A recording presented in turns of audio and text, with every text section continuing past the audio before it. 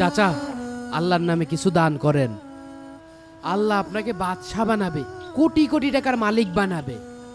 ফকিরের দোয়ায় যদি বাদশা হওয়া যেত তাহলে আর দুনিয়াতে ফকির পাওয়া যেত না, সবাই বাদশা হয়ে যেত। আচ্ছা, আমি যদি তোমাকে বাদশা হওয়ার রাস্তা দেখাতে পারি, তুমি কি আমাকে ওমরা করাবে? এত ভাবছো কেন? আমি যদি তোমাকে বড় লোক না বানাতে পারি, তাহলে আমি সারা জীবন তোমার সেবা করব। রাজি? ঠিক আছে চাচা, আমি রাজি। তোমার কাছে কত টাকা আছে?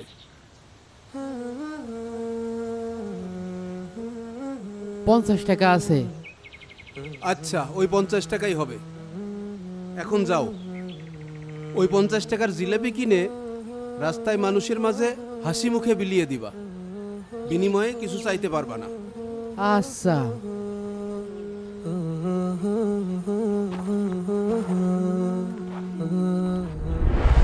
ভাই, 50 টাকা জিলেপি দেন দিনি।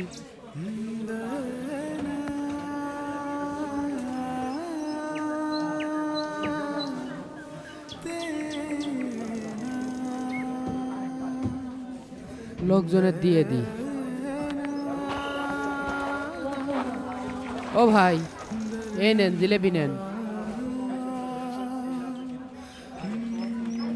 আপনিও নেন, এই নেন। মনি, তুমিও নাও, আরটা নাও। ভাই, জিলেপি খান। ও ভাই, এই জিলেপি খান। ও অটোলা ভাই, এটা জিলেপি খান। ভাই, এই জিলেপি নেন।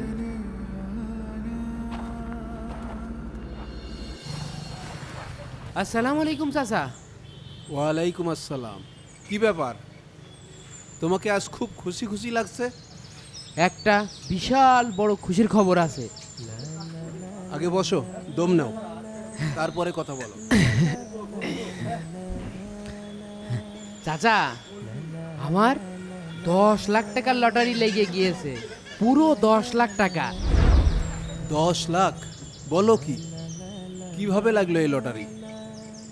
মাসখানেক আগে এক ভাই 100 টাকা দিয়ে ভুল করে এই লটারিটা কিনে ফেলিল, পরে আবার 100 টাকায় আমার কাছেই বিক্রি করে দিয়েছে। তারপর? আজ সকালে পত্রিকায় দেখি প্রথম পুরস্কার আমার টিকিটের এই নাম্বার। আমি আর ভিক্ষা করব না চাচা, আমার জীবনটা বদলাই যাবে। কিন্তু টিকিটটা তো তুমি নিজের টাকা দিয়ে কেননি রহমত। কিন্তু চাচা, ছেলেটা তো 100 টাকায় আমার কাছে এই লটারিটা বেচে দিয়েছে। এখন তো এই 10 লাখ টাকার মালিক আমি, তাই না?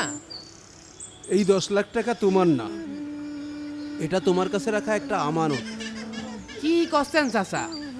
এতগুলো টাকা আমার আমার সারা জীবন রাজার হালে কেটে যাইত, সেই টাকা দিয়ে দেব? এইটা অন্যায় চাচা। অন্যায় নয় রহমত, এটা তোমার জন্য সবচেয়ে বড় সুযোগ। সুযোগ? কিসের সুযোগ? তাহলে আল্লাহ আমাকে এই 10 লক্ষ টাকা কেন দিল? তোমাকে বাদশা বানানোর জন্য। এই টাকাটা ফেরত দিলেই শুরু হবে তোমার বাদশা হওয়ার পরীক্ষা। মানে? শোনো, এই 10 লাখ টাকা দিয়েই ছেলেটা হবে কোটিপতি, আর টাকাটা ফিরিয়ে দিয়ে তুমি হবে সত্যিকারের বাদশা। জীবনে প্রথমবার শুনলাম টাকা ফেরত দিলে নাকি বাদশা হওয়া যায়। আমি পাগল নাকি চাচা পাগল? আমি তো কিছুই বুঝতে পারছি না। 10 লাখ টাকা ফেরত দিয়ে দেবো।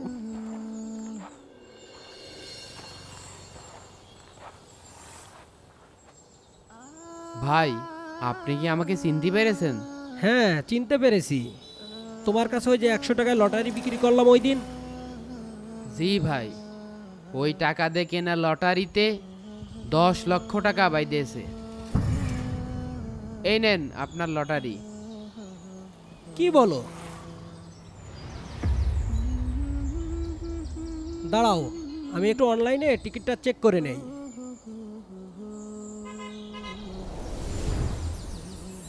আরে 10 লাখ টাকাই তো। হ্যাঁ, আপনি সত্যি বলেছেন। কিন্তু এ টাকা আপনি আমাকে ফেরত দিতে চাচ্ছেন কেন? আপনার জায়গায় আমি হলে তো এই টিকিট কখনোই ফেরত দিতাম না।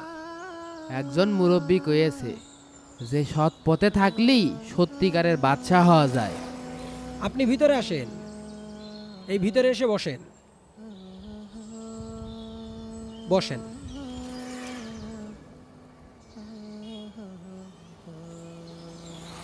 এ টাকা শুধু আমার একার না, এই 10 লক্ষ টাকায় আপনারও অংশীদার আছে। আজ থেকে আপনি আমার ব্যবসায়িক পার্টনার। এই টাকার বিনিময়ে ব্যবসা করে যে লভ্য অংশ হবে তার 50% আপনার, 50% আমার। ভাই আমি তো ব্যবসা বাণিজ্যের কিছুই বুঝি না। ব্যবসা আমি দেখব, আপনি শুধু আমার সাথে সৎভাবে এবং বিশ্বস্ততার সাথে থাকবেন। থাকবেন তো? হ্যাঁ ভাই, আমি থাকবো ইনশাল্লাহ। রহমত ভাই, জি। বসেন। রহমত ভাই, কালকে রাত্রে হিসাব করে দেখলাম আমাদের ব্যবসায় 10 লক্ষ টাকার উপরে লাভ হয়েছে। আলহামদুলিল্লাহ। আপনি ওই লোকটার কথা কি কিছু ভাবছেন? কোন লোকটার কথা ভাই? যার কারণে আমাদের এই সব কিছু শুরু। তিনি আপনাকে একটা শর্ত দিয়েছিলেন, আপনি বড় লোক হতে পারলে ওনাকে উমরা করাবেন। আপনি কি এটা করাবেন? অবশ্যই মনে আছে। ওই লোকটার কারণেই তো আমি ভিখারি থেকে একজন বড় লোক হতে পারিছি। আপনি দোকানটা দেখেন, আমি ওনার সঙ্গে কথা বলে আসি। আচ্ছা ঠিক আছে, যান ঘুরে আসেন। আসসালামু আলাইকুম চাচা। ওয়ালাইকুম আসসালাম। কেমন আছো রহমত? আলহামদুলিল্লাহ ভালো আছি। চাচা, আপনি বলেছিলেন আমি বাদশাহ হব, কিন্তু আমি তো বাদশাহ হতে পারিনি। তবে আল্লাহ এতটুকু সামর্থ্য দিয়েছে যে আপনার দেওয়া সেই শর্তটি আমি পূরণ করতে পারবো। আমি আপনার উমরা হজের ব্যবস্থা করেছি চাচা, এই নেন, আপনি শুধু প্রস্তুতি নিন।